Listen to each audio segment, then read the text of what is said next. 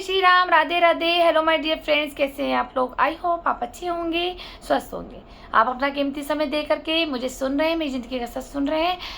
आशा करती हूँ वो सच आप लोगों को एक मार्गदर्शन के रूप में आप उसको स्वीकारें, ताकि आपके साथ ऐसा ना हो जो मेरे साथ हुआ है। मेरा वीडियो बनाना एक किसी की ज़िंदगी को बर्बाद करना या किसी की प्रतिष्ठा पे दाग लगाना या किसी का टाइम बर्बाद करना, ऐसा कोई उद्देश्य नहीं है। आज मैं बहुत दिनों बाद आपके सामने आई हूँ वीडियो बनाकर, ज़िंदगी का सच लेकर, क्योंकि थोड़ा सा मेरे गले में इन्फेक्शन हो गया था। मैंने कच्चा आम खा लिया था, वो मेरा फेवरेट था, तो मेरे गले में इन्फेक्शन हो गया। अब मैं थोड़ा सा आराम है मुझे ट्रीटमेंट से, तो मैंने सोचा आज मैं और ज़िंदगी का सच आप लोगों के बीच में रखूँ, ताकि मेरे देश के बच्चे बच्चियाँ सुरक्षित होए ऐसे लोगों से। कैसे लोगों से?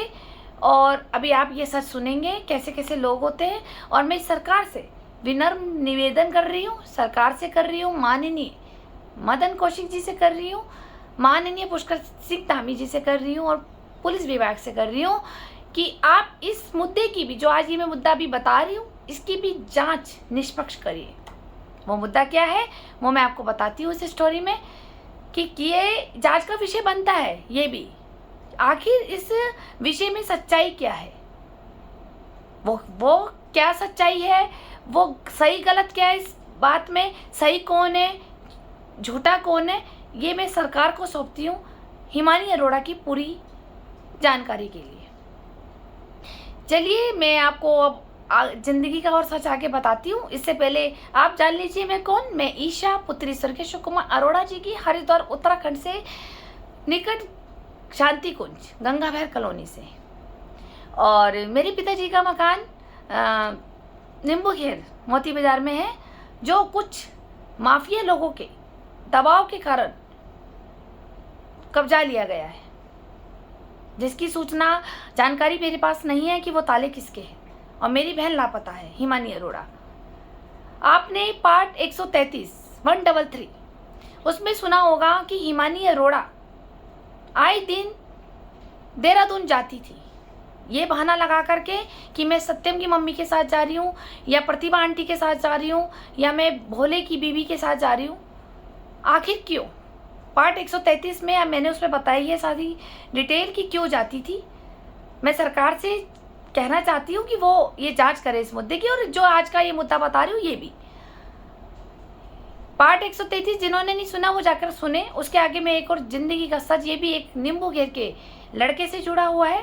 हुआ क्या था, जब मेरी 2012 में शादी हो गई थी, तो मैं एक दिन मार्केट जा रही थी, जो ये जोगिया मंडी पड़ती है, ठीक है। मैं हड़की पौड़ी से अपर रोड से पैदल पैदल मार्केट जा रही थी। मुझे काम था जो भारत मेडिकल स्टोर था। भारत मेडिकल स्टोर पुराना जोगिया मंडी के ठीक सामने राम प्रसाद की गली आती है, उसके दो दुकान पे आप पुराने लोगों को पता होगा मेडिकल स्टोर था।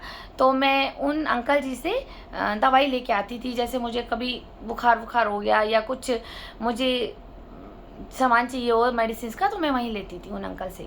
बचपन से मैं ज़्यादातर वहीं जाती थी। तो मैं उधर जब उस मेडिकल स्टोर पर वहाँ रुकी, तो सामने जोगिया मंडी से एक लड़की भागती आई, दीदी ईशा दीदी, ईशा दीदी, ईशा दीदी, और सामने से आवाज़ मारी, और मैं वहाँ रुक गई। मैं मेडिकल स्टोर पर पहुँच नहीं पाई, मेडिकल स्टोर के बाहर ही थी। मैंने कहा ये मुझे बुला रही है, हुआ क्या है। वो मेरे पास रोड क्रॉस करके आई और उसने मुझे बोला कि ईशा दीदी आप हिमानी को समझा के रख लो, वो मेरे बॉयफ्रेंड जो मैं ना उससे प्यार करती हूँ। किससे? नाम जानिए, हन्नी, अंकुर गोयल का छोटा भाई हन्नी, हनी के नाम से उसको पुकारते हैं, जो नींबू घेर में अंदर बिल्कुल जा कर के कोने में जहाँ बबुआ भी रहता है वहीं पर उनका मकान है। और उनके पिताजी का नाम स्वर्गीय जगदीश गुप्ता जी था करके। तो इनने यूँ बोला कि हिमानी का चक्कर चल रहा है हनी से, और मैं भी हनी से प्यार करती हूँ। वो लड़की जोगिया मंडी की अंजलि थी, जो अब वर्तमान में हनी की वाइफ बन गई है। मैं अंजलि को जानती नहीं थी। मैंने कहा कि अच्छा ठीक है मैं बात करती हूँ। लेकिन इसने मुझसे इस रूडली बिहेवियर किया इसने कि मैं इसको मार दूंगी, मैं इसको जीने नहीं दूंगी, मैं इसके कपड़े फाड़ दूंगी, मैं तो इसने मेरा हनी छीन लिया है और मैं तो आपका इंतज़ार कर रही थी, मुझे तो साक्षी ने बताया था कि इसकी बड़ी बहन भी है। साक्षी ने, मैंने उसको कूल किया उस वक्त। मैंने कहा देखो, मैं पहले अपनी बहन से पूछ लूँ। हाँ पूछ लो, और मेरे सामने भी लिया ना, मैं सामने रहती हूँ। और अंजलि ने उस वक्त मुझे अपना नंबर दिया था। मैंने कहा एक काम करो, ये बात ना सामने बैठ के सुलझेगी, तुम मुझे अपना नंबर दे दो, मैं सामने बैठ के बात कर लूँगी, क्योंकि मेरा घर में जाना नहीं है, मेरी मम्मी और मेरी बहन मुझे घर में बुलाते नहीं है, और मैं हिमानी से फिर भी फ़ोन पर बातचीत करके मैं तुम्हारी मीटिंग कराती हूँ, सच क्या है सामने पता लग जाएगा, अगर ऐसी बात है तो देखा जाएगा। तो इसने कहा अगर देख लो मेरा, अगर हनी ने छीन लिया, ये मुझे धमकियाँ देने ने। मैंने कहा देखो, कोई किसी को नहीं छीनता, पहले हनी से तो पूछ ले कि हनी किसका है। कह रही वो हनी किसका है, ये आपके सामने सब आ जाएगा। इसने उल्टा सीधा बोला, आप समझ सकते हो, अगर एक प्यार करने वाली लड़की का बॉयफ्रेंड छीना जा रहा है तो वो किस तरीके से बोलेगी। मैंने उस वक्त माइंड नहीं करा, मैंने कहा ठीक है मैं बात करती हूँ, मैं फ़िलहाल मेडिसिन के लिए आई हूँ, क्योंकि मेरी नई नई शादी हो रखी थी। तो मेरे हस्बैंड वहाँ पे बुकिंग लेने जाते थे ना ट्रेवल्स की, जैसे यही सारे ट्रेवल्स एजेंटों के पास जाते थे। तो मेरे हस्बैंड ने कहा कि मैं यहाँ उतार के जा रहा हूँ, तो और हड़की पौड़ी पे, तो यहाँ पे अपना आप सामान ले लियो, मतलब ये था, ठीक है। और मेरी एक फ्रेंड हड़की पौड़ी भी थी, तो मैंने सोचा था कि चलो मैं अपनी फ्रेंड से भी मिलती भी जाऊंगी और फिर मेडिसिन लेती जाऊंगी। पर वहाँ पे क्या हुआ कि ये अंजलि मिल गई। फिर मैंने मेडिसिन ली और मैंने हिमानी को फ़ोन किया कि मुझे तेरे से मिलना है, मैं यहाँ रखी हूँ, मैं घर पे नहीं आऊँगी, मैं नहीं चाहती कि मम्मी के सामने कोई विवाद हो, तू बाहर आ। मैं मास्टर पोसी की दुकान तक गई और मैंने वहाँ पे इसको कहा मैं मास्टर पोसी जी की दुकान पर आई हुई हूँ, तो यहाँ पर आकर मुझे बता कहाँ है तू। ये लड़की पहले तो आई नहीं, इधर उधर भागती रही। इसकी फ्रेंड तब थी साक्षी, गुंजन गोस्वामी और वैशाली टेकचंद अंकल की लड़की। इसकी तो ये सोसाइटी थी। ये पहले उनको अपने पक्ष में ले रही थी, तब ये मेरे पास उनके साथ झुंड बना करके मास्टर पोसी की शॉप पर आई और उनको सिखा कर आई। मेरे से मिली, मैंने कहा देख एक लड़की मिली है, मैं नहीं जानती कौन है, अंजलि नाम की कोई लड़की है, उसने ये कहा है कि तेरा अंकुर के भाई हनी से अफेयर चल रहा है और वो उससे बहुत प्यार करती है। तो इस तरह से इसने मुझे मैनिपुलेट किया। पहले तो कि नहीं तुम पूछ लो, साक्षी से पूछ लो, इससे पूछ लो। साक्षी ने कहा नहीं दीदी ऐसी कोई बात ही नहीं है हिमानी की, नहीं हम तो इसकी बेस्ट फ्रेंड है, क्या हमें नहीं पता होगा। वैशाली ने भी बोला और गुंजन ने भी बोला, तीनों ने बोला कि इसका कोई चक्कर नहीं है। मैंने कहा फिर वो लड़की कैसे बोल रही है जिसे मैं जानती ही नहीं हूँ। तो इसने कहा कि नहीं दीदी ऐसी बात नहीं है, मेरा कोई चक्कर नहीं है। और वो तो मैं हनी बाहर आके घर के बाहर खड़ा हो जाता था तो मैं कभी बात कर लेती थी। मैंने कहा हाँ ऐसे तो मैं अंकुर गोयल से भी बात कर लेती थी। मैंने कहा एक अच्छे परिवार से हैं दोनों लड़के, बात करने में क्या जा रहा है, मोहल्ले में तो भाई बहन वगैरह सब होते हैं, बात करने में कोई गलत चीज़ नहीं है। लेकिन प्यार करना भी गलत नहीं है। अगर तेरा को अफेयर है या तू उसको चाहती है हनी को, तो मैं क्लियर करती हूँ, उसके पापा से बात करती हूँ, मैं तेरी शादी करा दूंगी। तो इसने बोला कि नहीं ऐसी बात नहीं है। मैंने कहा नहीं है ना, तो एक काम कर, इसको क्लियर कर, मैं अपने घर चलूँ। अब क्या हुआ कि मैं तो अपने घर आ गई और इसने मना कर दिया, मेरे पास कोई एविडेंस थे नहीं, मैं अपने घर आ गई। तो उसके बाद 1-2 दिन बाद क्या हुआ, अंजलि इसको ढूंढ रही थी, अंजलि और अंजलि की बहन वो इसको मारने के लिए ढूंढ रही थी और तभी अपने घर में छुप गई थी। घर में छुपी या साक्षी के घर में छुपी, इसने जो भी अपना प्लान बनाया वो छुप गई और वो वहाँ पे मारने पहुँच गई थी। तब मुझे अंजलि ने मुझे कॉल किया था कि दीदी मैं आपके नींबू घेर में ही खड़ी हूँ, आज मैं हिमानी का वो भूत बना के जाऊँगी कि आप भी याद रखोगे, मैंने आपको पहले कह दिया था कि अपनी बहन को हनी की ज़िंदगी से दूर कर दो। इसने मुझे फ़ोन किया था अंजलि ने, तब इनकी शादी नहीं हुई थी हनी और इसकी। मुझे मैटर समझ नहीं आ रहा था। मैंने कहा जब हनी का चक्कर अंजलि से है तो हिमानी बीच में क्यों है, और ना हनी बात करने को तैयार, ना हिमानी सच बताने को तैयार, और अंजलि भौखलाई हो रही है। असली प्यार तो मुझे उसी के चेहरे पे दिख रहा था। मैं यही तो कह रही हूँ सरकार से कि जांच करे। फिर जब इसने मुझे कहा कि आज तो मैं तुझे मतलब मैं आज हिमानी के कपड़े फाड़ के नंगी करके जाऊँगी, इसने ये बोला मैं आज नंगी करके जाऊंगी तुम्हारी बहन को यहाँ पर तुम्हारी माँ के सामने, और हम जोगिया मंडी के हैं, हमसे मत उलझना आप। इसने ये सब बहुत बोली। मैंने फिर भी उससे रिक्वेस्ट करी, मैंने कहा बहन तू उसको कुछ मत कह, मैं आ रही हूँ, मैं आती हूँ, मैं बात करती हूँ, मेरे को 1 घंटा दे, मैं आ रही हूँ। ये कूल हो गई, कह रही आ जाओ वरना आज मैं इसको बहुत मारूंगी। फिर मैंने हिमानी को फ़ोन करा, मैंने कहा आज तेरी ना हड्डियाँ तोड़ने आ रहे। अच्छा, इसको पता था कि वो मारने आए हैं, ये छुपी हुई थी, ये घबरा गई। अब इनने कहा बहन के अलावा मुझे कोई नहीं बचा सकता। हमारी मम्मी तो बिल्कुल भी नहीं बचा सकती थी। आप लोग सब जानते हैं मोती बाजार के लोग हमारी मम्मी के अंदर कैसा एक नार्सिसिस्ट टॉक्सिस पदार्थ अंदर था उनके डीएनए में, कि वो हमार को तो जीना हराम कर देती हम दोनों बहनों का। अगर मम्मी को ये बात उनके कान में चली जाती तो मैंने कहा मैं आ रही हूँ, 1 घंटा मुझे दो। 1 घंटे से पहले तुम उसको कुछ नहीं कहोगे।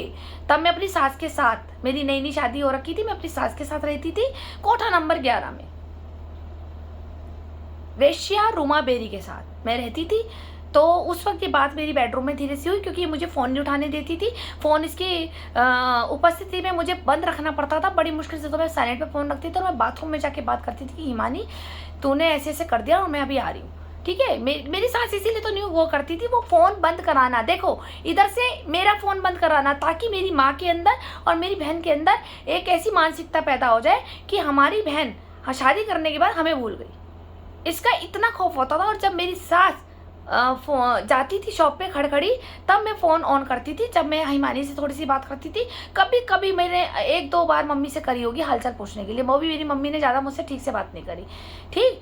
लेकिन हाँ, मैं अपनी मम्मी के हर सुख दुख के लिए खड़ी रहती थी। अगर वो मुझे एक आवाज़ भी मुझे मारती थी, चाहे वो रात को भी मुझे कॉल करती थी, तो मैं उनकी समस्या का समाधान जरूर करती थी। इसने, मैंने कहा कि तुझे कोई मारने आया, और ये घबरा गई, से टेंशन हो गई हिमानी को कि दीदी को कैसे पता। मैंने कहा उसी ने मुझे बोला, अंजलि और अंजलि की बहन ने, मैं आ रही हूँ तुम उससे मिल, आज तुम्हारी बात मैं सारी करती हूँ। तो जब मैं आई और मैंने हिमानी को बुलाया, मानसरोवर तक ये आई अपर रोड पे, और मैं इसके साथ अंजलि को मैंने फ़ोन करा कि मैं तुमसे मिलना चाहती हूँ। तो उन्होंने कहा दीदी आप जोगिया मंडी में सीधा ऊपर आ जाओ, हमारा घर वहीं है, किसी से भी पूछ लेना अंजलि का घर कहाँ। हम इतनी सीढ़ी चढ़ने के बाद, ठीक है, मैं बहुत सारी सीढ़ियाँ आप जानते हैं जोगिया मंडी में, जहाँ अंजलि का घर है, जो जोगीवाड़ा स्कूल भी है उसके ऊपर जाकर के घर है उनका। तो मैं और इसको लेके गई, मैं इसको लेके गई, और जब देखा कि अंजलि का मुंह लाल हो रखा गुस्से में, इसकी बहन का भी और उसका भाई भी है, तो जब भाई बैठा हुआ था, भाई का भी मुंह ऐसी उसकी एक्टिविटी थी, वो हमें घूर रहा था। और उसके बाद भाई को उन्होंने बाहर निकाला, तो कि तू बाहर जा, हम इनसे बात करेंगे। तब इन्होंने, अंजलि की बहन ने मुझसे बात करी हिमानी को बिठा के कि भाई ये इस तरह से चक्कर चल रहा है, जो हन्नी है वो मेरे भाई का मित्र है, वो हमारे पास तो काफ़ी समय से आ रहा है, लेकिन हमें समझ नहीं आ रहा, जब हमारे घर में हमारी बहन के साथ चक्कर चला रहा है, हमने तो शादी करनी है अंजलि की, तो तुम्हारी बहन क्यों बीच में टांग अड़ा रही है। मैंने हिमानी से भी पूछा, मैंने कहा आप बताना ये सामने क्या चीज़ चल रही है। मतलब इतनी उलझन वाली चीज़ हो गई थी, और वो लड़की मेरे से इस तरह से बात कर रही थी जैसे वो हमारे को मार देगी, क्योंकि उसकी बहन कह रही थी मेरा पूरा जोगिया मंडी में नाम चलता है, मैं नाम उसका भूल गई हूँ, कि मेरा पूरा जोगिया मंडी में नाम चलता है, मैं किसी के बाप से नहीं डरती, मैं बीच में से चीर देती हूँ टांग पे टांग रख के, ये तो शुक्र बनाओ कि मैंने तुम्हारी बहन को छोड़ रखा। तो ऊँची आवाज़ में वो चिल्लाने लगी मेरे ऊपर। मैंने कहा देखो ये मसलन आप ये मेन है कि आप हनी से पूछो कि हनी किससे प्यार करता है। तो उसने तब भी कहा कि हनी चाहे मेरी बहन से प्यार करे ना करे, मैं इससे शादी कर जाऊँ, करा के छोड़ूंगी हनी अपनी बहन की, मैं तुम्हारी बहन की शादी नहीं होने दूंगी उससे। मेरे को समझ नहीं आया कि चक्कर हिमानी से चल रहा है या अंजलि से चल रहा है। मैंने कहा ठीक है, मैं अब हनी से भी बात करती हूँ। बोले हाँ कि हनी से भी बात कर लेना। मैंने कहा अच्छा आप मेरे पे चिल्लाओ मत। और ये इस तरह से चिल्लाई थी जैसे मेरी सास चिल्लाती थी, बहुत बदतमीजी से। फिर बोली कि बे चाय पियोगी। मैंने कहा नहीं मैं चाय नहीं पीऊँगी। बोले नहीं नहीं भाभी को चाय तो पिलाओ। अरे आप तो राहुल भैया की वो है ना, मतलब उन्हीं की भाई की बीवी। मैंने कहा हाँ। कह रही हम तो बचपन से जानते हैं पूरा, रूमा आंटी तो बहुत बढ़िया आंटी है, रूमा आंटी और राहुल भैया तो बहुत बढ़िया है, हमारी तो बहुत अच्छी बातचीत है उनसे, और पूरा मोहल्ला जानता है, वो तो पहले यहाँ ही रह के गई थी। देखो ठीक है, अब रूमा और राहुल जी का रिलेशन इनके घर से भी निकल गया।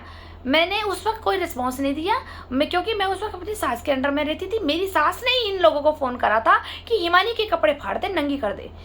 ये रूमा और राहुल की चाल थी, क्योंकि बदनाम कराना था ना, हमारे पापा की दादा परदादा की प्रतिष्ठा पे दाग लगाना था। क्योंकि खुद जो रघुवंश मोहल्ले की कोयले वाले बाप की एक बेटी जो है ये रूमा बेरी, ये इसने कालक घर से तो आई है पर कालक सब पे लगाना चाह रही थी ये। इसी चक्कर में इसने प्लान खेला और मैंने वहीं से इसको पकड़ लिया। जब इसकी अंजलि की बहन ने मुझे बोला कि मैं किसी के बाप से नहीं डरती, शुक्र बनाओ मैंने आपको छोड़ दिया कि आप राहुल बेरी जी के घर से हैं, रूमा बेरी जी की बहू है, आंटी तो बहुत बढ़िया है, हमारे तो उनका साथ उठना बैठना है और शुरू से ही रहा है हमारा। तो आंटी तो यहाँ रहे किराए के मकान में, जब राहुल और गौरव भैया ये सब छोटे छोटे थे। समझ आ गई कहानी? हिमानी को बर्बाद करने के लिए रूमा का यहाँ पे भी हाथ था और राहुल जी का भी। उसके बाद मैंने हिमानी को पकड़ा, मैंने कहा मैं तो ऐसे घर का पानी भी नहीं पीऊंगी जो बदतमीज से बात कर रही है। मैं उठी और मैं घर पे आई और फिर मैंने क्या करा, मैंने फिर उसको बुलाया, क्या बोलते हैं, अंकुर के भाई को, हनी को। मैंने हनी को बुलाया, मैं कहा हनी तेरा इससे चक्कर है क्या? बोला कि नहीं मेरा तो चक्कर नहीं है हिमानी से। मैंने कहा तेरा अंजलि से भी चक्कर है। तो वो उस वर्ड में बोला वो अंजलि से। आपको पता है ना कहाँ जोगिया मंडी की सड़ी हुई लड़कियां हैं यार दीदी। मैं अपने पापा का आपको तो पता है, हम तो बनिए समाज के हैं, हम तो बनिए समाज के हैं, हम तो अपने बनिए में ही करेंगे। और तो आपको तो पता ही है वो तो बिना बात में गले चेप रही है मेरे। मैं उससे शादी नहीं कर रहा हूँ, उसका भाई तो मेरा दोस्त है, लेकिन ना मेरे को तो जबरदस्ती चेप गई। अब देखो मैं तो उसके घर में जाता था अपने दोस्त से मिलने, अब मुझे ही लाइन दौरे मारने लग गई अंजलि, मेरे पीछे जबरदस्ती पड़ गई। आपको लगता है मेरे पापा शादी कर देंगे? क्यों? क्योंकि इसके पापा भी बहुत खतरनाक टाइप के थे, डिसिप्लिन एजुकेशन वाले, मतलब एक संस्कारिक पापा थे इसके। तो मेरे को भी लग रहा था कि हाँ इसके पापा तो नहीं मानेंगे जोगिया मंडी, और अलग बरादरी भी हो गई। वो शायद गुप्ता थे या नहीं थे, मुझे जानकारी नहीं है कि अंजलि कौन सी बरादरी से। तो बोल रहा था कि हमारी तो बनियों में ही होगी, आपको तो पता है हम बनिए हैं, बनिए तो बनियों में ही करते हैं, मेरे पापा तो मेरी लव मैरिज भी नहीं स्वीकारेंगे। वो इस तरह से बोलने लग गया। मैंने कहा चल ठीक है। मैंने कहा हिमानी अब तेरा क्या चक्कर है तू बता। तो हिमानी ने तब बोला कि दीदी ये मुझे ब्लैकमेल करता है, इसके पास मेरी वीडियो है। सरकार सुने, पुलिस विभाग, कि ये मुझे ब्लैकमेल करता है, रोज और मुझे गलत जगहों पे बुलाता है और ये मेरी वीडियो है और ये मुझे रोज टॉर्चर करता है और मुझे ब्लैकमेल करता है। मैं इसका सारा कहना मानती हूँ। अब मैं सरकार और पुलिस विभाग से कहना चाहूँगी इस लड़के की जांच करी जाए और हिमानी से भी इसके बयान लिए जाए। आखिर कौन सी वीडियो है? क्या हिमानी और हनी की निजी वीडियो है या हिमानी की किसी और के साथ वीडियो बनी हुई है, वो वीडियो उसके पास है, हनी के पास, या हिमानी और विदित पार्षद जो शिवनगर गंगा डेयरी वालों का लड़का है, या उसके साथ उसकी वीडियो है हिमानी की। जो वो वीडियो हो सकता है कि वो जो विदित पार्षद ने मेरी सास को सेंड करी है, रूमा बेरी को, और मेरी सास ने जगह जगह सेंड करी है, जिससे वो लड़की ब्लैकमेल होती रही है। और वो वीडियो हो सकता है कि कभी हनी के मोबाइल में आ गई और हनी इसको ब्लैकमेल कर रहा है। फिर इसी मुद्दे को लेकर के काफ़ी विवाद हुआ था, तो मैंने सुलझा दिया। पर मैंने बोल दिया था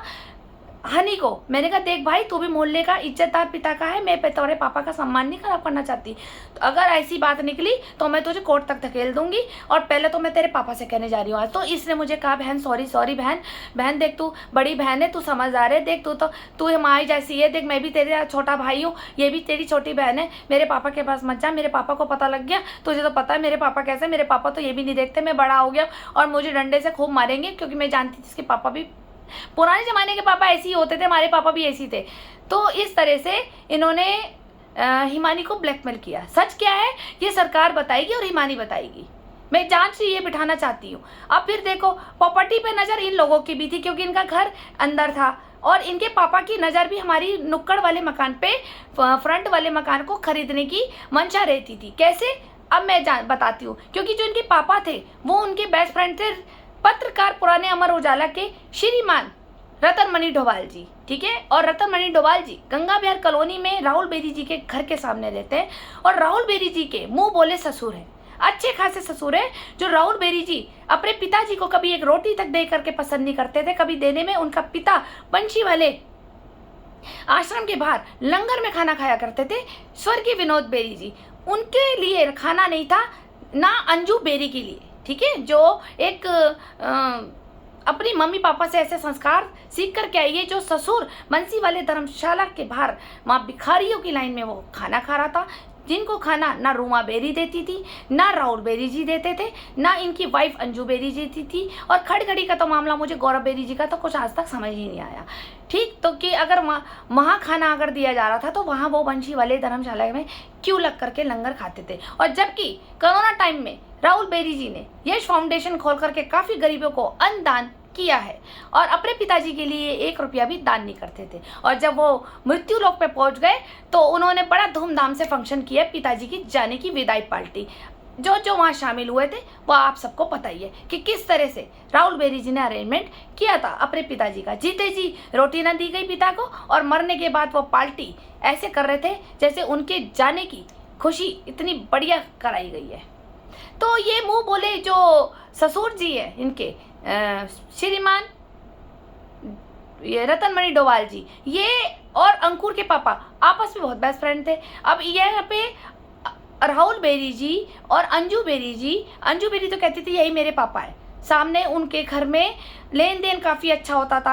अगर वो बर्थडे पे अपने बेटे की बर्थडे पे हमें बुलाती थी तो वो मुझे इतना सा केक देती थी और रतनमणि अंकल के लिए इतना बड़ा केक का टुकड़ा जाता था कि अंकल खाएंगे। और वो उसकी वाइफ क्या ना बोलते हमें देती थी 4 पूड़ी पैक करके कि काके को खिला दियो, यानी कि मेरे हस्बैंड को कि ये ले जा काके को खाना खिला दियो, तो घर पे क्या बनाएगी, आज वैसे भी आशु का बर्थडे था। लेकिन रतनमणि अंकल के लिए इतना सारा खाना और इतना सारा केक और एक बियर की बोतल जाया करती थी, ठीक है। और ये क्योंकि ये आपस में इनकी वाइफ अंजू बेरी जी और रतनमणि अंकल ये एक गढ़वाली समाज से है, मतलब इनके कोई चाचा ताऊ में होगा कोई इनका गढ़वाली समाज में। ये क्योंकि अंजू बेरी जी गढ़वाली समाज से बिलोंग करती हैं तो राहुल बेरी जी तो पंजाबी समाज से बिलोंग करते हैं। तो वो हमारी जेठानी ने ही यही जात बरादरी का मतभेद रखा शुरू से कि मैं पंजाबियों को नहीं मानती। इसी बात के लिए एक बार मुद्दा भी उठा था कि फिर पंजाबी के साथ शादी क्यों करी। तो इसलिए मैं आपको बता रही थी इनकी निगरानी राहुल बेरी जी की और अंजू बेरी जी की कहाँ से जुड़ी। मुंह बोले पापा अमर उजाला वाले रतनमणि डोभाल जी, और डोभाल जी किसके बेस्ट फ्रेंड थे, अंकुर गोयल के पापा के, जगदीश अंकल के, ठीक है। मेरे को शायद हो सकता है नाम कंफ्यूज हो रहा हो अंकल का। क्यों? क्योंकि नुक्कड़ वाली प्रॉपर्टी हड़पनी थी और इस कारण इन्होंने हिमानी की जिंदगी बर्बाद कराने के लिए हनी को भी लगाया कि इसको प्यार में ले, क्योंकि लड़की को अगर कमज़ोर करना हो ना तो उसकी प्रतिष्ठा से खेल जाओ, उसकी इज्जत से खेल जाओ और उसको प्यार में फंसा कर और फिर प्यार से दूर हो जाओ तो उसको मेंटल हैरेसमेंट हो जाता है। हर किसी लड़की को हो जाता है, क्योंकि जितना डीपली प्यार लड़की कर सकती है ना वो लड़का नहीं करता। तो कहीं ना कहीं कनेक्शन था। अगर हनी ने अगर अंजलि से शादी करी है तो फिर हिमानी के साथ क्या संपर्क थे ये जांच करे पुलिस। और अगर हनी को सच में प्यार अंजलि से था तो हिमानी के पीछे क्यों पड़ा, और क्या दो लड़कियों से एक साथ प्यार हो सकता है, क्या मामला था? क्यों? क्योंकि अंजलि के पास प्रॉपर्टी इतनी नहीं होगी जो हमारे पास प्रॉपर्टी थी। दोनों तरफ उसकी लाट टपक रही थी कि मोहब्बत अंजलि से हो रही थी और निगाह और प्रॉपर्टी जो लगाया गया था वो हमारे हिमानी के ऊपर लगा दी थी, ठीक है। हमारे पिताजी की संपत्ति पे नज़र थी इसकी। और ग्रुप बता दिया ना मैंने आपको, राहुल बेरी जी, रतनमणि अंकल जी, रतनमणि अंकल की जो वाइफ है वो तक मेरे पे हमला करने आई थी दीप तिवारी की बीबी के साथ, दीप तिवारी जी की बेटी मेघा के साथ, दीप तिवारी जी के, क्योंकि वो भी गढ़वाली समाज से बिलोंग रखते हैं तो रतनमणि अंकल से बहुत संपर्क अच्छे हैं, अंजू बेरी से बहुत अच्छे संपर्क थे इनके। और फिर सामने राजकुमार शर्मा जी और इनकी बेटी टिन्नी, ये जब मैं अकेली घर में थी तो इन्होंने मेरे पे कर दिया था हमला, जिसमें रतनमणि अंकल की वाइफ भी थी। तो इन्होंने ये सारा ग्रुप ऑफ गैंग बना रखा था आतंकियों का, इधर मुझे फंसाना और उधर हिमानी को फंसाना। आखिर सच क्या है ये मुद्दा जांच का बनता है। सरकार से भी कहूँगी, पुलिस विभाग से भी कहूँगी, और आप लोगों के बीच में मैंने इसलिए सच डाला है कि ये भी एक नींबू घेर का ऐसा लड़का है। और इसको लेकर के बाद में जब 2-3 साल निकल गए थे, जब मेरी शादी के 2-3 साल निकल गए, तब जाकर के हिमानी ने एक बार मोहल्ले में अंकुर का भाई जो हनी है उसके साथ विवाद भी किया था। आप लोगों के सामने आया भी होगा जब मेरे पास अंकुर का फ़ोन आया था कि ईशा तेरी बहन ना मेरे छोटे भाई से लड़ रही है, इसको समझा। तब मैंने हिमानी को फ़ोन करके कहा कि मत लड़, तू अंदर जा, जो होगा देखा जाएगा, तो डर मत। क्यों लड़ी वो लड़की? क्योंकि वो इसको टॉर्चर करता था, इससे पैसे मांगता था, इससे शारीरिक डिमांड करता था। आप समझदार हैं। ये लड़की टॉर्चर इतनी होती रही कि अपने पिता के घर में रही नहीं। अब मैं ये सच जानना चाहती हूँ, सरकार को मैं ये जिम्मेदारी दे रही हूँ, क्या सच में हिमानी और हिमानी और हनी के रिश्ते थे। अगर प्यार करना गलत नहीं था, लेकिन ब्लैकमेलिंग करना तो गलत है ना।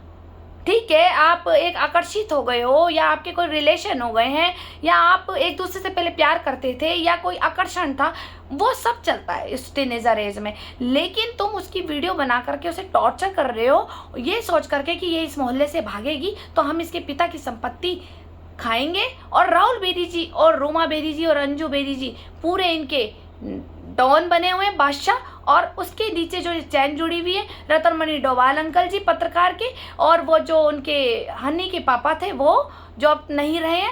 इन सबकी ये एक मंशा रहती थी कि नुक्कड़ वाला मकान हड़पना ही है, चाहे किसी के भी आगे चलना। क्योंकि राहुल बेरी जी और रोमा बेरी जी और अंजू बेरी तो शतरंज के राजा और वजीर बने हुए थे, लेकिन आगे प्यादे लगाए गए थे ताकि तो पूरे घर की जिंदगी बर्बाद कर दो। इन्होंने ये खेल खेला, और जबरदस्ती जब वो अंजलि बोली और अंजलि की बहन बोली आज मैं तुम्हारी बहन के कपड़े फाड़ दूंगी, क्योंकि ये मेरी सास ने बोला था कि नंगी करके ना दौड़ाया तेरी बहन को तो मेरा नाम रोमा नहीं। क्यों? क्योंकि इसे करती थी, इन्हें कहा था कि मेरा नाम पता कर लियो खड़खड़ी में, मैं बदमाश थी पहले और मेरे बदमाशों से कांटेक्ट है। लक्सर के जितने बदमाश है मेरे पास है, मेरे से उलझना मत। चुपचाप अगर प्रॉपर्टी यहाँ साइन कर दोगी दोनों बहन ने तो जी लोगी, और मेरी गुलाम बन के रहना। क्योंकि हमें तो गुलाम बनाना चाहती थी ना। पहले दोनों बहनों की प्रतिष्ठा खराब करो, जब प्रतिष्ठा खराब हो जाएगी तो इनकी शादियां नहीं होनेगी, और जब शादी नहीं होगी तो इनको कोई नहीं रखेगा। क्योंकि मैं सबको सिखाऊंगी, मारो, चप्पलों से मारो, इनको कपड़े फाड़ो, इनको डंडों से मारो, इनको गालियां दो, इनको एविडेंस बनाओ झूठे झूठे कि ये देह व्यापारियाँ लड़कियां हैं, और ये अपने बचाव के लिए या तो ये जेल में जाएंगी, पुलिस से मदद लेने जाएंगी तो पुलिस हमारी है, वकील हमारे हैं, और जेल में जाएगी तो जेल में से निकाल करके मैं अपने घर में कोठा नंबर 11 में रखूंगी, और वेश्या का काम भी करवाऊंगी और घर का काम भी कराऊंगी, और अपने जूते भी चटवाऊंगी, और पूरी जिंदगी गुलाम बना के रखूंगी। क्योंकि रोमा बेरी को तो बुढ़ापा आ ही रहा है और फ्री की नौकरानियां मिलेगी दोनों बहन ने। इसका ये प्लान था जो मेरी बहन नहीं समझ पाई, जिसको मैं रोकती रोकती इसे मैं बुरी लग गई, और इसको मेरे से दूर किसने करा? यही लोगों ने। अभी हनी का नाम बताया, छाया का पूरा परिवार, धीरज का पूरा परिवार, सत्यम का पूरा परिवार, उमा बुआ जी, पुष्पी का परिवार, और ये गुंजन गोस्वामी, और एक जोगिया मंडी में भी इसके 2-4 फ्रेंड है वो, और एक उधर काशीपुरा मोहल्ले में भी इसकी 2-4 फ्रेंडें थी। आगे मैं और आपको बताऊंगी कौन कौन इसके ग्रुप में थे जिन्होंने मिलकर के रूमा बेरी के और राहुल बेरी जी के कहने पर जिंदगी बर्बाद करी। ये मंशा इनकी थी, हम दोनों बहनों की मान प्रतिष्ठा खराब करना, पिताजी की प्रतिष्ठा खराब करना। इसका हर्जाना कौन देगा? और जो मानसिक टॉर्चर हम हुए बिना कारण हुए, ऐसे ऐसे दरिंदे हमारे पीछे जबरदस्ती लगाए गए हैं जो हम लोगों को टॉर्चर करते थे। खाली मेरी बहन को ही नहीं, मुझे भी बहुत लोगों ने टॉर्चर किया। मैं उनका भी सच डालूंगी।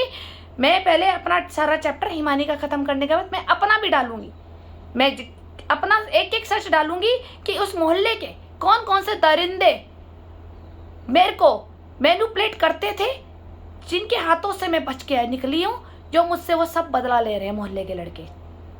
अगर उस वक्त मुझे कानून की जानकारी होती तो आज ये सब का सब लड़के पॉक्सो में जेल हुई भी होती इनको। जिस तरह से ये शारीरिक शोषण करने के लिए दबाव बनाते थे।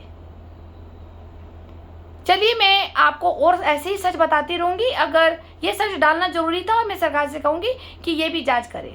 आखिर चैन भी मैंने आपको बता दी है कि मेरे पिताजी की संपत्ति हड़पना और हम दोनों की जिंदगी बर्बाद करने का मकसद ये राहुल बेरी, रूमा बेरी और अंजू बेरी, इन तीनों के ये जो हेड है, इसके आगे ये प्यादे हैं जो हमारे मोहल्ले के लगे हुए हैं। इन्होंने सब जिंदगी बर्बाद करी है, और हिमानी की जिंदगी बर्बाद करने में इन सब का रोल है, जिनके परिवार में बैठती है, और जो मुझे वहाँ से हटाया गया है, जो मेरे को पिताजी की संपत्ति पे आने नहीं दिया जाता, ताकि मैं हिमानी की ज़िंदगी को बचा ना लूँ। क्योंकि मैंने हनी को तो कह दिया था कि अगर मुझे दोबारा शिकायत मिल गई तो मैं तुझे कोर्ट तक ले जाऊँगी। बस अपने पिताजी की अगर इज्जत चाहते हो तो यह यहीं पर ख़त्म कर दे टॉपिक को। अगर इसकी वीडियो है तो डिलीट मार दे। उस दिन का दिन था हनी से मेरी बातचीत का, और आज का दिन है। इतने साल तक मैं आज तक हनी से नहीं बोली। अंकुर तो फिर भी मुझे 1-2 बार शनि बाजार में मिल जाता था तो हाय हेलो हो जाती थी। मैंने अंकुर को भी नहीं बताई ये बातें, लेकिन आज मैं ये बता रही हूँ कि ये हिमानी के साथ ऐसे करता था। मैंने तुम्हारे पिताजी के डर से कि इस बेचारी की पिटाई ना हो जाए तो मैं गई नहीं कहने। इसने मेरे हाथ पैर जोड़े कि नहीं दीदी मेरे को पापा मुझे बहुत मारेंगे और तो आप प्लीज़ छोड़ दो इस मैटर को, नहीं तो मैंने बहुत बड़ी गलती करी, नहीं तो मैं उसी टाइम आ जाती तुम्हारे पापा को मैं बताती, उस वक्त तुम्हारे पापा जीवित थे। तो मोहल्ले के ये लड़के जब मोहल्ले की लड़कियों को बर्बाद करने में लगे हुए हैं, भू माफिया बने हुए, संपत्ति खाने में और प्रतिष्ठा खराब करने में, जो हमारे दादा परदादा बना गए, क्यों हमारी प्रतिष्ठा जो खराब हो रही है, क्या इसके लिए कोई सजा नहीं है? इसके लिए कोई कानून नहीं है? किसी के लिए भी कुछ भी बोल दो, उल्टा सीधा बोल दो, ये धंधा करती है, ये देह व्यापारी है, ये वेश्या, ये वो है, और सारी मान प्रतिष्ठा तुम खराब कर रहे हो किसी की। क्या इनके लिए कोई धारा नहीं है? जरूरत पड़ी तो तुम सबको कोर्ट भी लेके जाऊंगी मैं। अब चलिए अब आगे नेक्स्ट टॉपिक और किसका खुलता है मोहल्ले का, आप थोड़ा इंतजार कीजिए, फिर मैं जल्द आऊंगी आपके बीच अपना जिंदगी का सच लेके। इसके लिए धन्यवाद।